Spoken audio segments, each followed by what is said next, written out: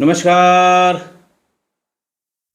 आज मैं फिर आपके सामने कल जो अपराध की घटना मैंने बताई थी जयपुर की, जिसमें एक ज्वेलर्स उनके बेटे, बहू और दो बच्चों के साथ आने वाले जो रात में जो उनके यहाँ बदमाश आए थे, उन्होंने उनको कितनी निर्ममता पूर्वक मारा, बांध दिया, इतना कस के बांधा कि उस बुजुर्ग के पैर की हड्डी टूट गई और उस व्यवसायी की बहू, 30-32 वर्षीय बहू के साथ गैंग रेप किया। उसके बाद चले गए। पुलिस ने अपनी तरफ से सीसीटीवी और तमाम जो प्रयास कर सकती थी वो प्रयास किया, लेकिन कुछ भी पता नहीं लगा। मैंने बताया था कि आज जो मैं पार्ट 2 बताऊंगा उसमें विवेचना से, किस तरह की विवेचना से और कितनी मेहनत से पुलिस असली बदमाशों तक पहुंची, पूरे गैंग तक पहुंची, उनका पता किया और उनमें से कुछ को गिरफ्तार भी किया। हुआ ये कि जब दूसरे तीसरे दिन घटनास्थल की बहुत बारीकी से जांच की जाने लगी तो वहां पर एक सिम कार्ड मिला। लोगों के आने जाने से वो खिसक गया था और जो बॉक्सेस रखे थे उसके नीचे चला गया था। पुलिस ने दूसरे दिन तीसरे दिन तरह तरह से जब एफएसएल वाले गए तो उन्हें एक सिम कार्ड घर वालों ने दिया कि सफाई के दरमियान ये सिम कार्ड फलां जगह से निकला था। पुलिस ने सिम कार्ड को, जो तरीका होता है, उसको किसी फ़ोन पर लगा के उसे चेक किया, उसकी IMEI रन कराई, बाकी नंबर, तो ये तय हो गया कि घर वालों का सिम कार्ड नहीं है, बाहर से आए उन्हीं बदमाशों में से किसी एक का सिम कार्ड ये होना चाहिए। मैंने बताया था कि वहाँ पर मोबाइल के डंप डाटा इकट्ठा करने पर भी पुलिस को कोई सुराग नहीं मिला। चालाक हो गए हैं आजकल ये क्रिमिनल ट्राइज भी। वो वारदात के लिए जाने से पहले अपने सिम मोबाइल से निकाल कर कहीं रख लेते हैं, कभी कोई पर्स में रख लेता है, कोई कागज़ में लपेट के रख लेता है। संभवतः उसे निकालने में, लूटे हुए सामान को रखने में वो सिम गिर गया हो। तो बहरहाल वो सिम मिलने से पुलिस ने थोड़ी राहत की सांस ली कि शायद इससे हम कहीं तक पहुंच पाएं। और उस सिम से उसका नंबर मिला, नंबर से कॉल डिटेल निकली, कॉल डिटेल के बाद उसकी लोकेशन मिली, तब कुछ सुराग पुलिस को मिलना शुरू हुए। पुलिस ने डकैती की वारदात से पूर्व, डकैती में आने तक तो उन लोगों ने सिम को निकाल दिया था, लेकिन उसके पहले 2 दिन पहले, 1 दिन पहले वो जहाँ से ऑपरेट हो रहा था वो लोकेशन पुलिस ने निकाल ली। इसमें जो लोकेशन आई थी और उस नंबर से जो बाकी नंबर बी पार्टी और सी पार्टी निकले थे, उसमें ये पता लगा कि जयपुर में आसिफ और राशिदा नाम, जो जिनके नाम पर सिम कार्ड थे, उनके नाम ये दो संदिग्ध नाम मिले और उसके आधार पर फिर उनके ठिकानों पर छापामारी की गई। ये घटना के 4-5 दिन बाद हो पाई। 19 तारीख की ये घटना थी, 19 सितंबर 2014 की, और वो 21-22 तक ये पुलिस को ये मिला और पुलिस ने छापेमारी शुरू की। लेकिन इन दोनों जगहों में आसिफ फरार हो चुका था और राशिदा ने 21 सितंबर 2014 को जयसिंहपुरा कच्ची बस्ती के किराए के मकान को छोड़ दिया था और वो अब बादशाह और जमाल बादशाह के पास उसके भांकरोटा के मकान में रहने लगी थी। पहले वो किराए के मकान पर रहती थी और फिर 21 तारीख को, 19 की वारदात और 21 तारीख को ही वहाँ से चली गई। इनके ठिकानों पर पुलिस ने जब छापा मारा तो पुलिस को ये बात पता लगी पड़ोसियों से, आसपास के लोगों से, जहाँ से सामान लेते हैं वहाँ से, कि ये भांकरोटा में जो इसका मकान है संभवतः वहाँ चली गई होगी। पुलिस जब उसके नए ठिकाने पर पहुँची तो 22 सितंबर को ही वहाँ से मुकीम, आसिफ और राशिदा, ये 3 लोग थे, ये भी मकान में ताला बंद करके मथुरा भाग गए। जयपुर में जो अवैध बांग्लादेशी रह रहे थे, तो जब इतने सारे लोगों के नंबर एक के बाद एक सिम मिला, सिम में जिससे बात हुई वो उसका नंबर मिला, उसकी कॉल डिटेल निकली। उससे फिर 10 और लोगों की नंबर मिले, उनकी कॉल डिटेल निकली।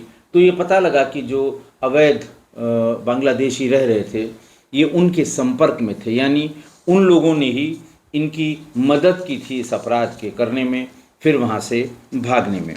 पुलिस जांच में ये सामने आया कि बांग्लादेश निवासी राशिदा ने बांग्लादेश से आए डकैतों को जयसिंहपुरा कच्ची बस्ती में किराए के मकान में शरण दी थी। पूछताछ ही संभव थी, बाकी कोई हाथ लगा नहीं था, इसलिए पुलिस इसी इलेक्ट्रॉनिक एविडेंस के सहारे धीरे धीरे आगे बढ़ रही थी। नाम पता लग गए, किसने अपने यहाँ रुकवाया ये पता लग गया, किसके जरिए रुकवाया ये पता लग गया, और उन लोगों ने वहाँ आपस में बातचीत में जो नाम बताए थे वो पता लग गए। कबाड़ी का काम करने वाला जो बांग्लादेशी मोहम्मद आसिफ और सलीम, वो भी उनसे भी ये डकैत बराबर संपर्क में थे। बांग्लादेश का ही रहने वाला मोहम्मद अनीफ उर्फ हनीफ डकैतों के साथ जम्मू कश्मीर से जयपुर आया था। ये सारी लोकेशन मोबाइल को ट्रैक करते करते मिली। एक का मोबाइल ट्रैक किया, उससे 4 लोगों की बात हुई, उनके कहाँ लोकेशन थे, उनसे जो 5 लोगों की बात हुई उनसे उनके लोकेशन कहाँ थे। तो उससे ये पता लगा कि अनीफ और जो हरीफ है अनीफ उर्फ हनीफ, ये डकैतों के साथ जम्मू से जयपुर आया था। अवैध बांग्लादेशियों की भरमार है देश में। थोड़ी सी जगह खाली मिल जाए फिर उसमें सुबह सुबह उनकी लड़कियां रैग पिकिंग, यानी सुबह 4 बजे ही पीछे एक बोरी डालकर और तार के सहारे पन्नियाँ बिनने का काम करती हैं, पॉलीथीन उनको बेचती हैं। लेकिन ये उनका दिखावे का काम है। सुबह 4 बजे से 6 बजे तक वो रैकी कर लेती थी, और एक समय में उत्तर भारत में इन बांग्लादेशियों के कहर से लोग त्राही त्राही कर गए थे, जो अपराध ये किया करते थे। तो बहरहाल पुलिस ने उनको यहाँ तक ट्रैक किया कि वो जम्मू कश्मीर से जयपुर आए थे। दूसरी तरफ पश्चिम बंगाल का रहने वाला रहमतुल्लाह गाजी, ये डकैतों के साथ दिल्ली से जयपुर आया था। मैंने बताया था कि पिछले पार्ट में बताया था, पार्ट 1 में, कि जब सारी लोकेशंस को कनेक्ट किया जाने लगा तो ऐसा लगा कि इसके जो मुख्य किरदार हैं वो दिल्ली में बड़ी संख्या में बसे हुए अवैध बांग्लादेशियों के एक पॉकेट से उनके ज़्यादा कनेक्शन रहे हैं। लिहाजा एक पूरी टीम को स्थायी रूप से दिल्ली में ही स्टे करा दिया गया था। धीरे धीरे 1 महीने बीत गए और 16 अक्टूबर 2014 को आसिफ उर्फ दाऊद को मथुरा से गिरफ्तार किया गया। वहीं सलीम शेख को जयपुर से पकड़ा गया।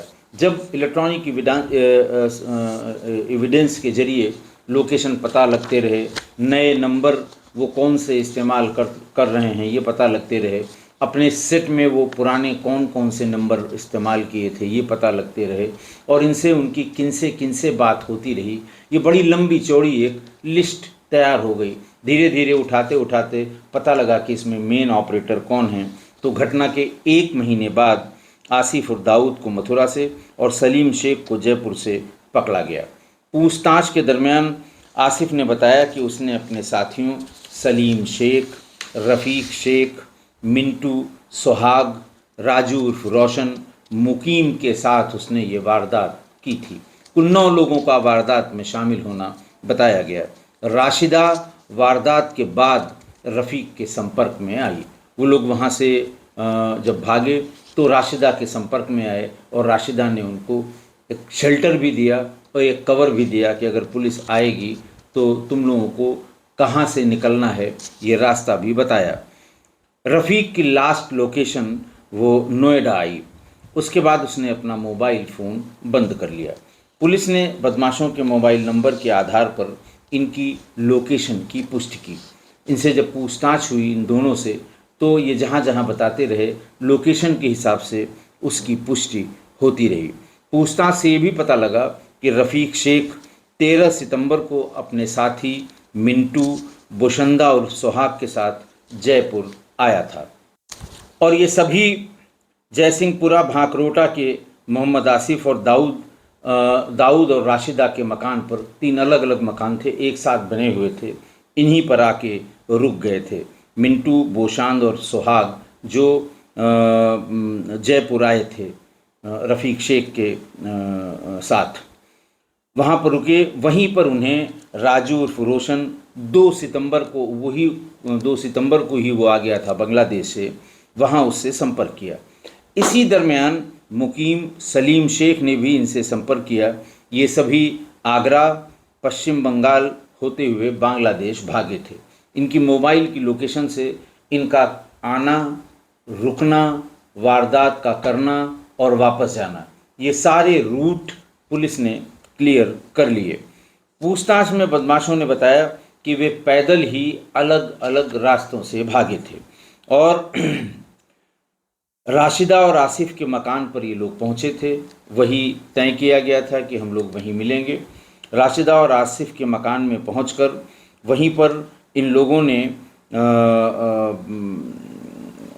जो वारदात इन्होंने, जो असलहे इन्होंने वारदात में इस्तेमाल किए थे, उनको ज़मीन में गाड़ दिया और राशिदा और आसिफ के मकान में ही इन्होंने अपने लूटे गए माल का बंटवारा किया और कुछ सामान राशिदा को भी दिया क्योंकि उसने इनको फैसिलिटेट किया था। इसके बाद रफ़ीक शेख, मिंटू, बोशंदा उर्फ सुहाग, राजू उर्फ रोशन के साथ मुकीम उर्फ मुकुल की पत्नी इति उर्फ सलमा रेलवे स्टेशन चले गए। वहीं से उनके मकान से ही इन सब को रेलवे स्टेशन छोड़ने के लिए मुकुल उर्फ मुकीम जयपुर रेलवे स्टेशन गया था। बदमाश जयपुर से आगरा होते हुए पश्चिम बंगाल पहुँचे और वहाँ से बांग्लादेश निकल गए।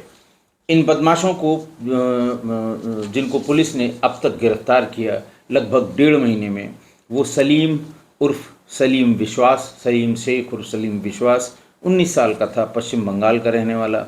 मोहम्मद आसिफ उर्फ दाऊद 22 साल का, खुलना बांग्लादेश का रहने वाला। रशीदा पत्नी नयन निवासी ग्राम खुलना बांग्लादेश। बादशाह उर्फ जमाल निवासी राजशाही बांग्लादेश। मोहम्मद हनीफ उर्फ हनीफ निवासी खुलना बांग्लादेश और रहमतुल्ला गाजी निवासी 24 परगना पश्चिम बंगाल।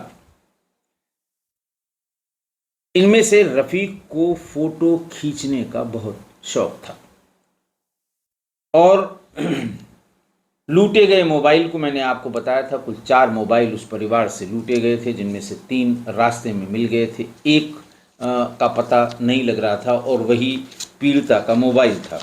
वो मोबाइल था जैसा मैंने बताया कि नोकिया लूमिया 520, बिल्कुल नया मोबाइल था। काम तो इन्होंने ये किया कि चारों के सिम निकलवा दिए इनके जो उसमें गैंग लीडर थे और उनको एक कागज़ में लपेट के ट्रेन जब किसी नदी से पार हो रही थी उसी से उन्होंने उसे बाहर फेंक दिया, सिक्के में बांध के, ताकि वज़न हो जाए, और उसे नदी में फेंक दिया था। और 3 मोबाइल जो पुराने और घिसे पिटे थे उनको भी रास्ते में फेंक दिया था। लेकिन नोकिया लूमिया का ये मोबाइल नया था बिल्कुल, और इसके बारे में उनको जानकारी थी कि ये इसका कैमरा बहुत अच्छा है, लिहाजा वो उसको साथ लेके गए। और उनको पता था कि फ़ोटो खींचने के लिए सिम की ज़रूरत नहीं है, तो वारदात के बाद वो इलाहाबाद, आगरा और बांग्लादेश में मोबाइल से जहाँ जहाँ रुके वहाँ की फ़ोटो लेते रहे। हर स्टेशन की फ़ोटो इन लोगों ने खींची उस मोबाइल से। बांग्लादेश पहुँचने पर, जब बांग्लादेश पहुँच गए तो रफ़ीक को लगा कि अब हम चाहे जैसे इस्तेमाल करें फ़ोन को, अब हमारा कौन पीछा यहाँ करेगा। लिहाजा उसने अपना सिम कार्ड जो बांग्लादेश का था, उस सिम कार्ड को उसने उसमें लगा दिया। और जैसे ही उसमें सिग्नल्स आए तो पीड़िता का वो मोबाइल गूगल स्टोरेज से कनेक्टेड था। जैसे ही उसने लगाए वैसे ही गूगल स्टोरेज पे वो सारी फ़ोटो जो मोबाइल से खींची गई थी वो गूगल स्टोरेज में चली गई, और उस स्टोरेज का नोटिफिकेशन मेल के ज़रिए पीड़िता तक पहुंच गया। सारे जो उन्होंने सैकड़ों फ़ोटो जो खींचे थे वो सारे मेल के साथ अटैच होके, वो ये फीचर है, सिक्योरिटी का फीचर है, मोबाइल फ़ोन्स में रहता है। लोगों को जानकारी नहीं रहती फ़ोन में बस उतना जितना काम का है उसकी जानकारी करते हैं, उसकी जानकारी के आगे वो सिक्योरिटी फीचर्स का इस्तेमाल नहीं करते हैं। गूगल स्टोरेज में कनेक्ट होने की वजह से वो सारी फ़ोटो उसको अपने मेल पर मिल गई। देखकर वो भी आश्चर्यचकित हो गई ये सारी फ़ोटो, और उसमें कभी एक दूसरे का फ़ोटो ले रहा है, कोई दूसरे तीसरे, क्योंकि कोई डर नहीं था, सिम उसमें था नहीं, मोबाइल बढ़िया था, फ़ोटो का शौक़ था। तो सारी फ़ोटो वो 3 दिन जब चलते रहे, 4 दिन जब वो पहुँचे बांग्लादेश, तब तक की सारी फ़ोटो उन लोगों ने खींच ली थी। और ये सारी फ़ोटो मेल के साथ और अपनी मोबाइल के साथ लेकर उसने पुलिस को सूचना दी, और ये सबसे बड़ी मदद थी पुलिस को विवेचना में आगे बढ़ने के लिए। पुख्ता सबूत के बाद जयपुर पुलिस की एक टीम लिखा पढ़ी के बाद बांग्लादेश पहुंच गई, क्योंकि उसमें जो जो लोग बांग्लादेश गए थे, जिनके जिनके फ़ोटोग्राफ्स उन ट्रेन में, स्टेशंस में, खाना खाते समय, सामान खरीदते समय जो जो फ़ोटो वो खींचते, जो जो उसमें पहचान में आ रहे थे, उन सब का नाम पता करके पुलिस की एक टीम जयपुर और उसके बाद भारत सरकार से अनुमति के बाद बांग्लादेश पहुंच गई, जहां डकैतों की पहचान खुलना ज़िले के मुकीम, मिंटू उर्फ शाहजान और रफ़ीक के रूप में हुई। इन 3 की पहचान वहां पहुंचकर पुलिस ने स्थानीय पुलिस की मदद से इन्हें पहचान लिया। बांग्लादेश पुलिस के सहयोग से जयपुर पुलिस टीम ने 3 डकैतों को घेर भी लिया। खुलना नदी के किनारे पर डकैतों का पुलिस से सामना हुआ, लेकिन रफ़ीक खुलना नदी में कूदकर भाग गया, बाकी दोनों को पकड़ लिया गया। बाद में बांग्लादेश की पुलिस ने रफ़ीक को भी पकड़ लिया। रफ़ीक के पास पीड़िता का मोबाइल फ़ोन नोकिया लूमिया 520 ये बरामद हो गया, और वो सारे फ़ोटोग्राफ भी उसमें बरामद हो गए, जो मेल के ज़रिए गूगल स्टोरेज से कनेक्ट होने की वजह से पीड़िता को मिले थे उसके अपने मोबाइल पर। क्योंकि सेट का फीचर है ये, मोबाइल इसके सिम का फीचर नहीं है, ये सेट का फीचर है। तो सेट पे जो जो एक्टिविटी फ़ोटोग्राफ के संबंध में हुई वो उसको मेल पे ट्रांसफ़र हुई। मेल को आप जानते हैं कहीं से भी एक्सेस कर सकते हैं, कहीं से मेल कर सकते हैं। बहरहाल रफ़ीक से पुलिस ने वो नोकिया लूमिया का ये फ़ोन बरामद कर लिया, और उसके बाद उसे पुलिस ने भारतीय पुलिस को नहीं दिया, क्योंकि वो बांग्लादेश में भी 2 अपराधों में वांटेड था। उसे नहीं सौंपा। जयपुर पुलिस को खाली हाथ लौटना पड़ा।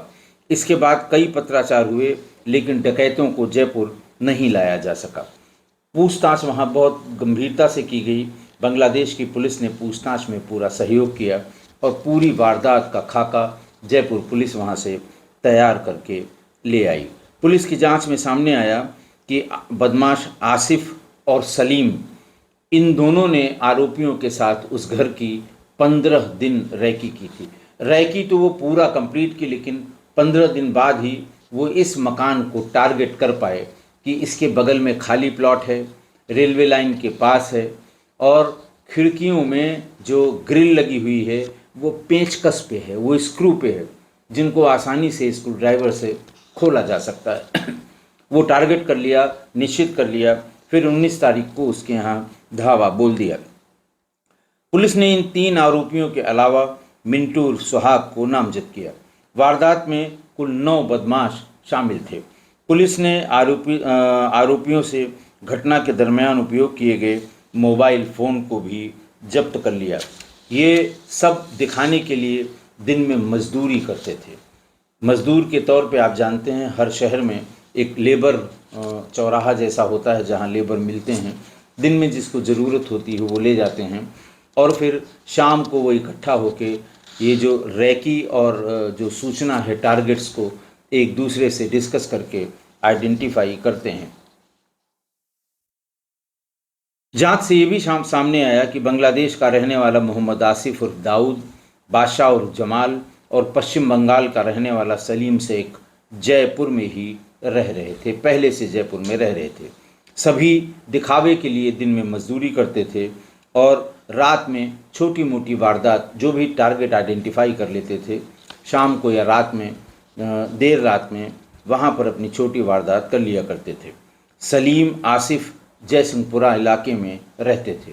वैसे कोई भी इलाका ऐसा नहीं है आज की तारीख में बड़े शहरों में उत्तर भारत के जहाँ ये बांग्लादेशी नाम बदलकर, नया आधार कार्ड बनाकर, नया पासपोर्ट बनाकर, नए बैंक के अकाउंट खुलवाकर न रह रहे हों।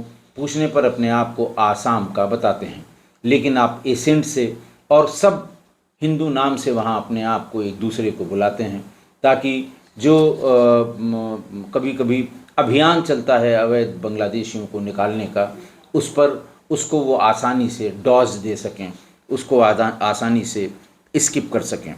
सलीम के जयसिंहपुरा स्थित प्लाट पर ये लोग रुके थे। बदमाशों ने 13 से 18 सितंबर तक 6 दिन तक रैकी की थी और ज्वेलर के मकान को लगभग हर दिन जाकर आइडेंटिफाई किया था कि कहाँ से भागना है, कहाँ से आना है, कहाँ जाना है। ये सब चीज़ें उन्होंने 6 दिन में कर ली थी। घटना से पहले बदमाशों ने सलीम के गोदाम से धारदार हथियार, पाइप, हाथों में पहनने वाले दस्ताने भी लिए थे। जांच से सामने आया कि डकैत रफ़ीक शेख और मिंटू ने, इन्हीं दोनों ने उस महिला के साथ सामूहिक बलात्कार भी किया था। पुलिस ने कोर्ट को बताया कि आरोपी मुकीम, मिंटू और रफ़ीक शेख वारदात के बाद बांग्लादेश भाग गए थे, जिन्हें पुलिस ने बांग्लादेश में जाकर बांग्लादेश की पुलिस के सहयोग से पकड़ भी लिया, इंटरोगेट किया, लेकिन बाद में वो उसे भारत लाने में सफल नहीं हो पाए। तमाम खतों किताबत के बाद भी बांग्लादेश की सरकार ने उन्हें रवाना नहीं किया। हालांकि इंटरपोल की नोटिसेस भी जारी की गई हैं, प्रयास अभी भी चल रहे हैं। हो सकता है हम कुछ दिनों में या आगे के दिनों में अपने इस प्रयास में सफल हो जाएं। पुलिस ने 26 दिसंबर 2014 को बदमाशों के खिलाफ कोर्ट में चालान पेश किया। 19 सितंबर की घटना पर के बाद 26 दिसंबर को कोर्ट ने 22 नवंबर 2019 को, यानी घटना के 5 साल बाद, पकड़े गए बदमाशों को सज़ा सुनाई। इन डकैतों को सज़ा मिली। मैं नाम बता रहा हूँ। पश्चिम बंगाल के सलीम शेख उर्फ सलीम विश्वास को उम्र कैद और 30,000 रुपये जुर्माने की सज़ा दी गई। बांग्लादेश के खुलना ज़िले के मोहम्मद आसिफ उर्फ दाऊद को 10 साल की सज़ा और 10,000 रुपये जुर्माना। बांग्लादेश के खुलना ज़िले की राशिदा पत्नी नयन को सज़ा पूरी होने पर बांग्लादेश भेज दिया गया। इसको 5 साल की ही सज़ा हुई थी। बांग्लादेश के राजशाही ज़िले के रहने वाले जमाल बादशाह को 7 साल की कैद और 30,000 रुपये जुर्माना की सज़ा मिली। बांग्लादेश के खुलना के मोहम्मद हनीफ उर्फ हनीफ को 3 साल की सज़ा पूरी होने के बाद उसे बांग्लादेश भेज दिया गया। लेकिन 11 साल बाद भी अभी तक कुछ बदमाश इसमें से फरार हैं। ये हैं मुकीम पुत्र उदरिस निवासी अमरतल्ला बांग्लादेश, मिंटू निवासी खुलना बांग्लादेश और रफ़ीक शेख निवासी खुलना बांग्लादेश। मिंटू और रफ़ीक ने ही उस महिला के साथ बर्बर और बीभत्स बलात्कार भी किया था। राजू उर्फ रोशन निवासी मछली घाट खुलना बांग्लादेश।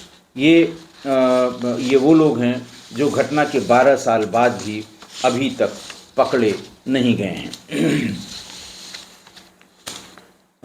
एक और छूट गया है, बोशंदा और सुहाग निवासी खुलना बांग्लादेश। ये सभी बांग्लादेश के हैं। आज की घटना देखिए, मैंने फर्स्ट पार्ट में ये बताया था कि क्रिमिनल ट्राइब्स किस तरह से इस तरह की घटनाओं को अंजाम देते हैं। मैंने ये भी अनुरोध किया था कि हमारे सुधी श्रोता इसके पहले के कई एक घटनाओं में घटनाओं का जिक्र भी मैंने किया था कल अपने फर्स्ट पार्ट में, कि उनका पार्ट मुझे बैठना होगा, उसे ढूंढना पड़ेगा। मिल जाएगा तो मैं ज़रूर उसके लिंक शेयर कर दूंगा। लेकिन अगर किसी सुधी श्रोता को याद हो तो वो हमें भेज दें। मैं देखूंगा, अगर भेजा गया होगा तो मैं इसे ज़रूर पोस्ट कर दूंगा ताकि आप देख सकें ये कैसा व्यवहार करते हैं, अपराध के समय कैसा व्यवहार करते हैं, कब अपने अड्डों से चलते हैं, कब वापस जाते हैं, कैसे रैकी करते हैं और कितने विभत्स तरीके से अपराध करते हैं। अपराध के समय ये कौन कौन सी चीज़ें अपने टोटके के रूप में प्रयोग करते हैं। लेकिन मैं सलाम करता हूं जयपुर पुलिस को कि जयपुर पुलिस ने पीछा नहीं छोड़ा। पीछा करते करते, डाटा इकट्ठा करते करते एक एक को आइडेंटिफाई कर लिया और यहाँ तक कि बांग्लादेश गए, उन्हें पकड़ा, पकड़कर उन्हें इंटरोगेट किया। ठीक है, दो देशों के विरुद्ध, दो देशों के संबंध जिस तरह के होते हैं उसी तरह से ये अपराधियों से डील किया जाता है। मुझे अब भी पूरी उम्मीद है कि एक न एक दिन ये 3-4 जो जिनके बारे में बांग्लादेश सरकार से लगातार बातचीत और खतो किताबत हो रही है, ये ज़रूर भारत लाए जाएंगे। तो मैं उनको सलाम करता हूं जयपुर की पुलिस को कि पीछा उन्होंने नहीं छोड़ा। सामान्य रूप से कल मैंने बताया था कि इस तरह की घटनाएं, इनकी विवेचना बहुत कठिन होती है क्योंकि ये सब बाहर के होते हैं। पुलिस की आदत है लोकल बदमाशों की तलाश करने की, प्रदेश के भीतर आसपास के प्रदेशों में, लेकिन ये बहुत ढेर सारी बाउंड्रीज क्रॉस करके आते हैं, अपराध करते हैं और फिर ये तो दूसरे देश में करके निकल गए। दो बड़े फेमस स्पॉट्स हैं इस तरह के लंबी मार करने वाले बदमाशों के, एक बांग्लादेश और दूसरा नेपाल। यहाँ वो आसानी से आ और जा सकते हैं। तो इसलिए ये काम, विवेचना का ये काम, ट्रायल का ये काम जयपुर पुलिस ने बड़ी ही बखूबी निभाया, इसलिए उनका सम्मान भी करता हूँ, उनको सैल्यूट भी करता हूँ। देखिए, अपराधी कितना भी चालाक और बेखौफ हो जाए, लेकिन टेक्नोलॉजी बहुत आगे निकल गई है। मैंने बताया था कैसे यूपी में 97 में मोबाइल फ़ोन आया और 97 के पहले अपराध की जो दशा थी वो मैंने आपको बताई थी। 97 में मोबाइल आने के बाद 2004 तक मोबाइल सैचुरेशन हो गया और 2004 के बाद जितने भी बड़े वर्कआउट हुए, जितने भी बड़े अपराधी मारे गए, जितने भी बड़े अपराधों का खुलासा हुआ, सब मोबाइल के सहारे हुआ, मोबाइल की सीडीआर से हुआ, कनेक्टिविटी से हुआ और इलेक्ट्रॉनिक इक्विपमेंट्स के कारण हुआ। तो इसलिए अपराधी कितना भी चालाक हो, लेकिन मॉडर्न टेक्नोलॉजी और इलेक्ट्रॉनिक सर्विलांस ने इन सारी चालाकियों को बौना बना दिया है। मोबाइल फ़ोन के सारे सिक्योरिटी फीचर्स लोग न पढ़ते हैं न जानने की कोशिश करते हैं। बहुत अच्छे अच्छे सिक्योरिटी फीचर्स हैं कि आपका मोबाइल, जैसे आईफोन का है, मोबाइल आपका खो जाए और आपने पैटर्न लॉक या लॉक लगाया है, तो जब भी उसका लॉक तोड़ा जाएगा आपके मेल पर उसका मैसेज आ जाएगा कि किस लोकेशन पर ये इसके साथ छेड़छाड़ हुई है या इसके साथ इसके पासवर्ड या जो आपका लॉक है उसको तोड़ने की कोशिश हुई है।